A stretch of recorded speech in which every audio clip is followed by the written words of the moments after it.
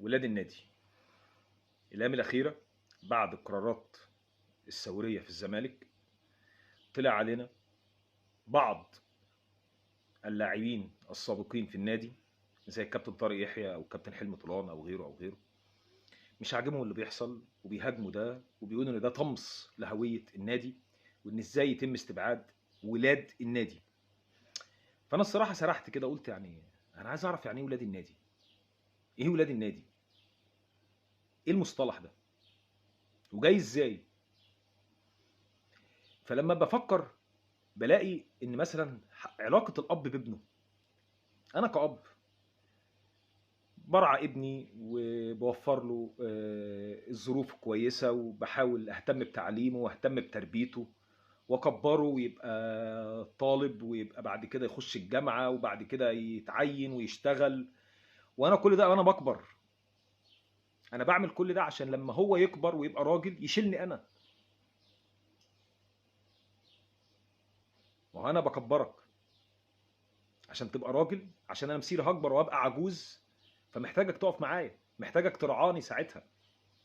فباجي الاقي ان علاقه الاب بابنه نفسها علاقه منفعه متبادله، بكبرك عشان لما انا اكبر انت ترعاني. فاجي ابص لعلاقه واحد زي طارق يحيى ولا واحد زي حلمي طولان بالنادي، بلاقيها ايه؟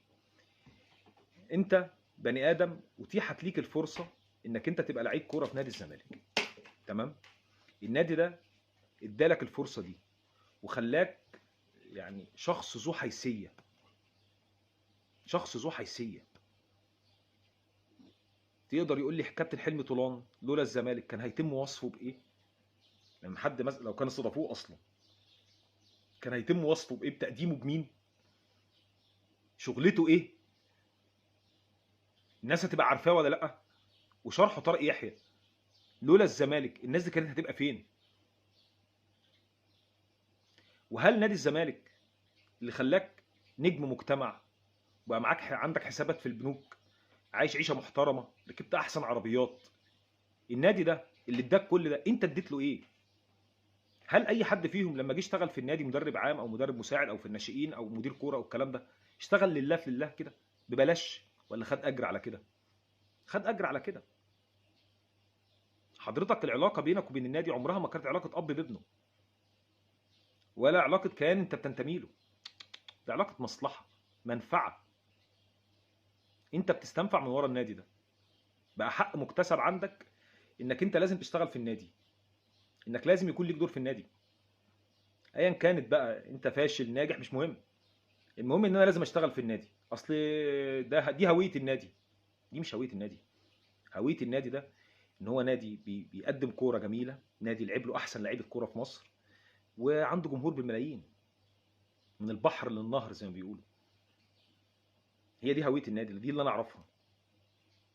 هويه النادي لو النادي ده ما خدش بطولات وما طلعش لعيبه للمنتخب، وقف عن تصدير كل ده سواء لجمهوره او للمنتخب او لاي حاجه، وطبيعي هويه النادي هتتاثر. وبدل ما بيتم وصفه ان هو نادي بطل هيتم وصفه ان هو نادي كان كبير ولكن دلوقتي ما بقاش نادي كبير وما بقاش ينافس على البطولات. هي دي هويه النادي. هويه النادي مش النادي يكون حكر عليك يا كابتن طارق او عليك يا كابتن حلمي او غيرك. النادي مش حكر ليك، مش ورث اهاليكم. ما انت لازم تفهم كده، انت حضرتك مش ابن النادي اصلا، مفيش حاجه اسمها ابن النادي. ما انت عشان تكون ابن بار بالنادي ده تكون قدمت زي ما خدت. مين فيكم قدم للنادي ربع ما خد؟ وانا قلت يعني استفسار بسيط، هل حضرتك اشتغلت في الزمالك ببلاش انت وهو؟ لا طبعا، بفلوس. اذا حضرتك بعد ما بطلت كوره بسبب النادي برضو حضرتك فضلت شغال. كابتن طارق يحيى لما سكك التدريب قفلت معاه، مش هتكلم عن مشواره التدريبي، هو راجل مدرب كويس وكان لعيب كوره جامد، وشرحه الكابتن حلمي كان مدرب كويس وكان لعيب كوره جامد، تمام، ما اختلفناش. لكن خلاص هي مرحله وخلصت. لولا الزمالك يا كابتن حلمي او يا كابتن طارق ما كنتش حضرتك اشتغلت في ام بي سي، ولا حضرتك لحد دلوقتي بيتم استضافتك في البرامج يا كابتن طارق. لا كان حلمي بقى ضيف مهم في قناه ام بي سي بياخد قد كده، ولا كان طارق يحيى مع احترامي ليهم طبعا، ولا بقى طارق يحيى ضيف دائم على كل البرامج. الكابتن طارق عارف كويس ان علاقته بالزمالك طول عمرها علاقه منفعه، ان هو بيستنفع من النادي بس. والدليل على كده ان فتره مرتضى منصور كان بيشوف النادي بيتهد طوبه طوبه قصاده، وكان مرضي وكويس وما كانش بيتكلم، وكان بيقول له يا سياده المستشار عادي، المصلحه دايره.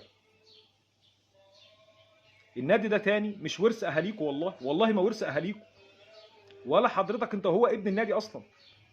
ما انا بقول لك علاقه الاب وابنه، حتى علاقه الاب وابنه علاقه منفعه.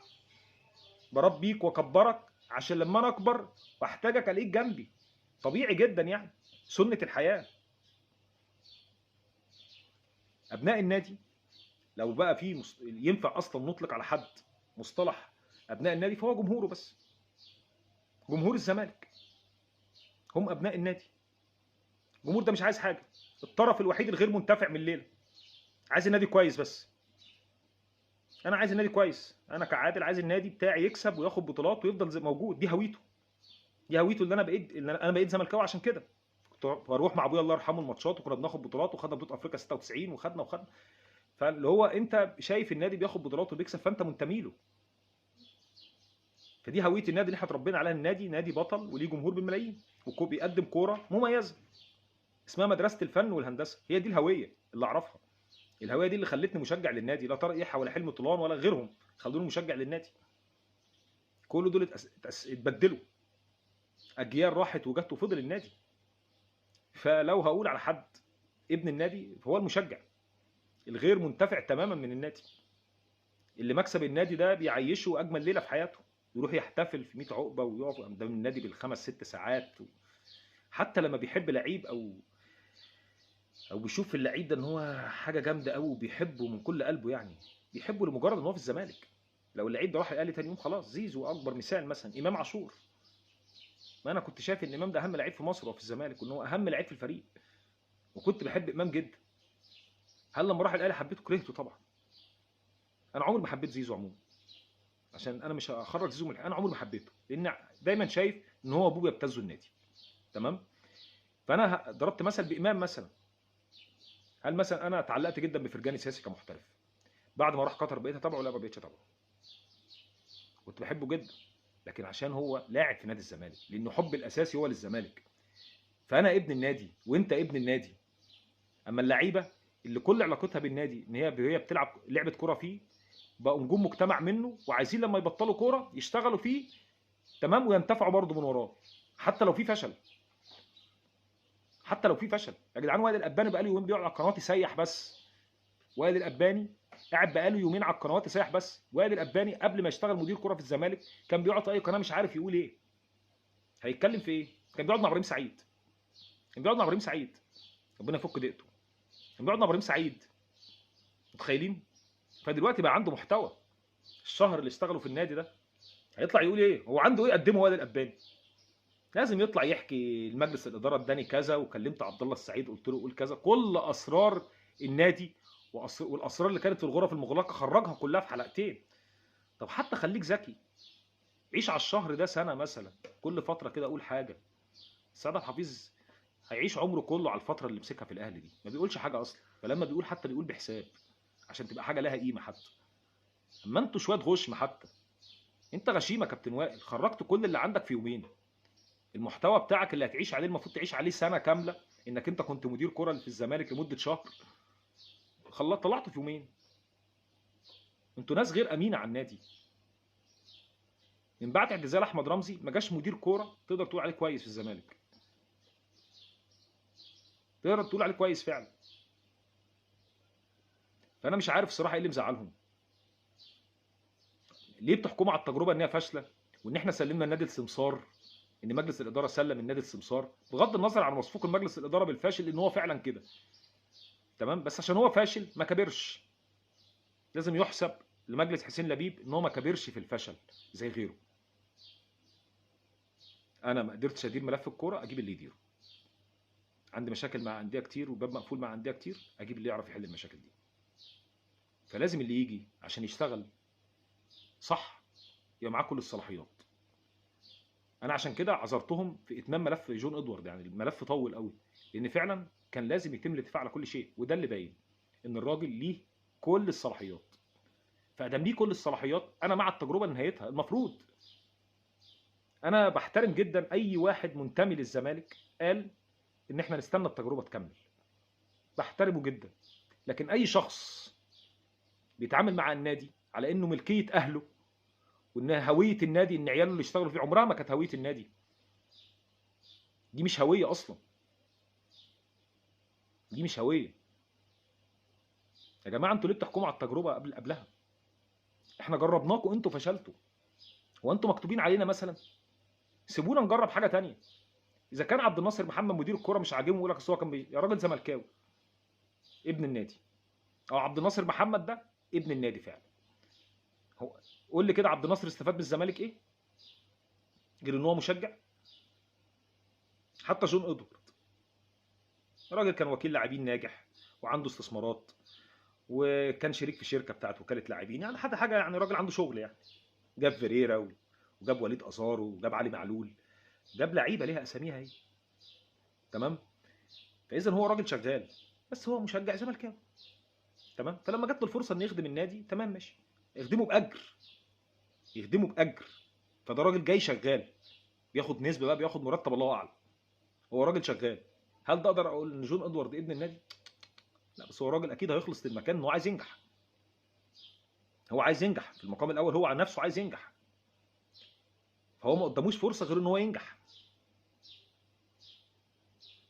اما انت كلاعب سابق في الزمالك، اذا كان طارق او حلمي او وائل الاباني اللي مضى للاهلي قبل كده اصلا، او جمال حمزه، نسينا جمال حمزه اصلا. جمال حمزه مش عاجبه هو كمان.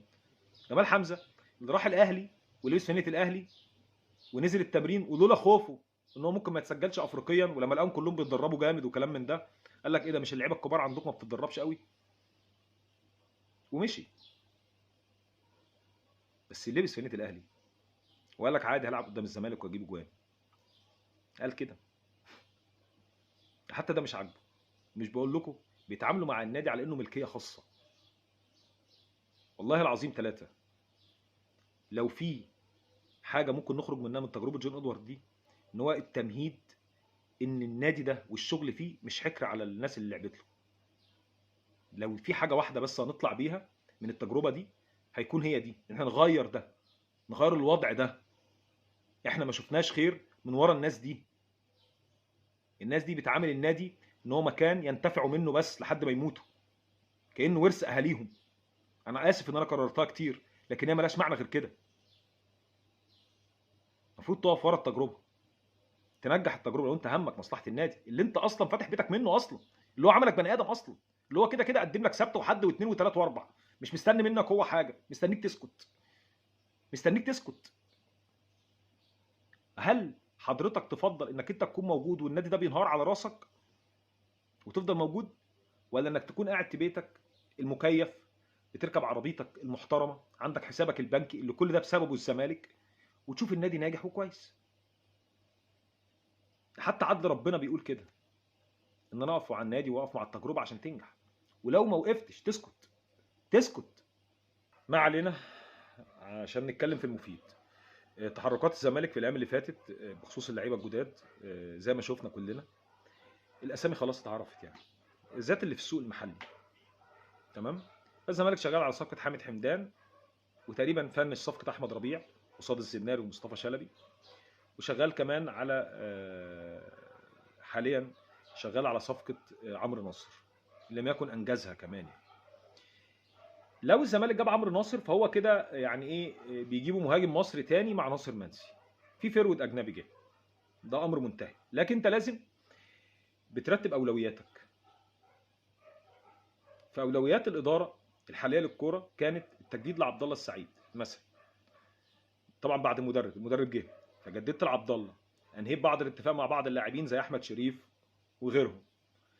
فانت دلوقتي شغال بقى انك انت ايه، تخلص كل احتياجاتك المحليه، اللي هي مش كتير بالمناسبه. يعني لو شفنا الزمالك هيتكلم مثلا في مدافع ممكن، وفي احمد ربيع ومحمود صابر وبوبو او زلاكا، حامد حمدان، خلاص يعني الموضوع ملموم. التحدي الاكبر قدام جون ادوارد.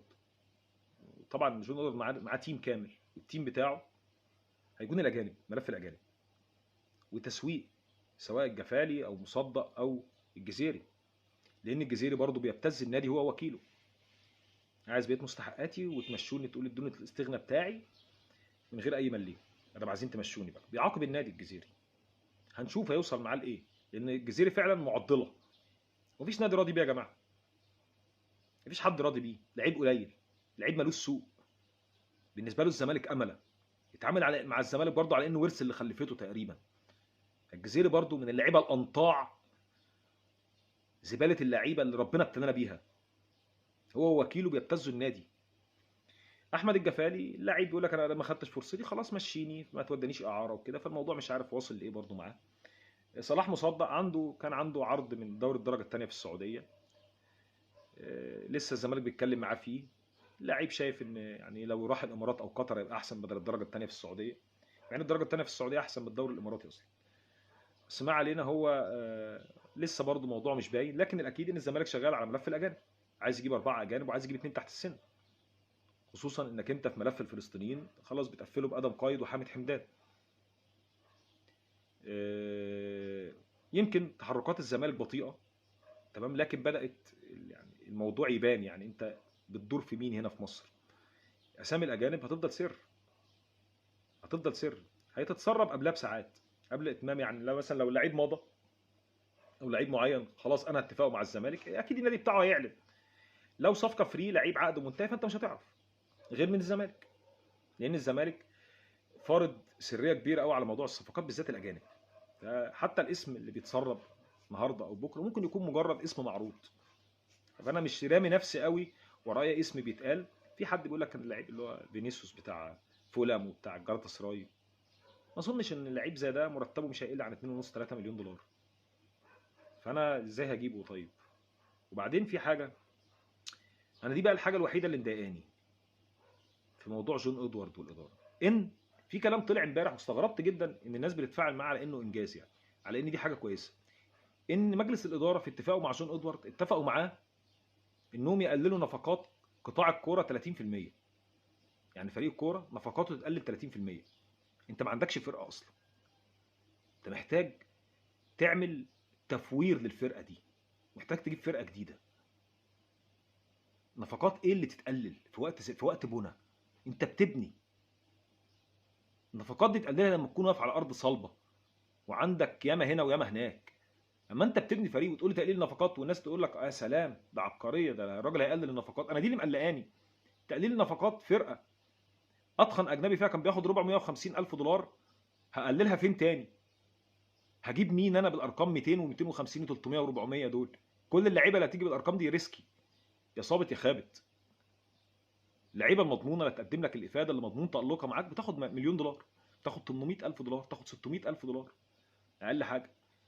فلما اسمع كلمه تقليل نفقات انا الصراحه ركبني العفريت ساعتها، قلت لا يبقى احنا كده رايحين في مصيبه، رايحين ان بندور في فلك لعيبه بتاخد 200 و300 في السنه. فدي صعبه. الزمالك في مرحله بناء، مرحله البناء لازم يكون فيها تضحيات ماليه، وبعد كده ممكن تكسب. بعد كده ممكن تكسب، اقف على ارض صلبه الاول. اما تقليل نفقات دلوقتي انا ده شيء يقلقني، دي حاجه تقلق فعلا. ما انا بقول لك اتخن لعيب عندي كان بياخد 450 الف دولار، الجزيري. حمزه المسلوسي 400، الجفالي وصدق 200. كان مين بياخد اصلا مرتبات؟ الجزء العيال اللي تحت السن اللي مشوا دول كان عيال بياخد 40 وعيال بياخد 60. هقلل فين تاني؟ هقلل في المفروض الزمالك يعمل مثلا بادجت 4 مليون دولار لملف الاجانب كله باللي تحت السن باللعيبه الكبار، ما يقلش عن كده. يعني مش هتعرف تجيب لعيبه بالارقام اللي انت بتتكلم فيها دي، لعيبه تبني الفرقه دي. مش هتقدر تبني الفرقه دي من غير تضحيات اصلا. فالتضحيات هنا هي تضحيات ماليه. سمعنا عن فلوس جايه من السعوديه واستثمارات ب 5 مليون دولار وكلام كتير في القصه دي. خلاص ما انت معاك فلوس اهو، ما انت معاك فلوس. الزمالك مش حمل ان هو قلل نفقات فريق الكوره دلوقتي. لعلمكم الكلام اللي طلع امبارح بتقليلها 30% ده مؤشر خطير. وانا الصراحه اللي مستغرب له اكتر ان الناس بتقول اه ده حاجه هايله. الناس حتى اللي بيسموا نفسهم الصفوه يعني بيقولوا حاجه هايله وحاجه جامده، وده مع ان ده مؤشر خطر.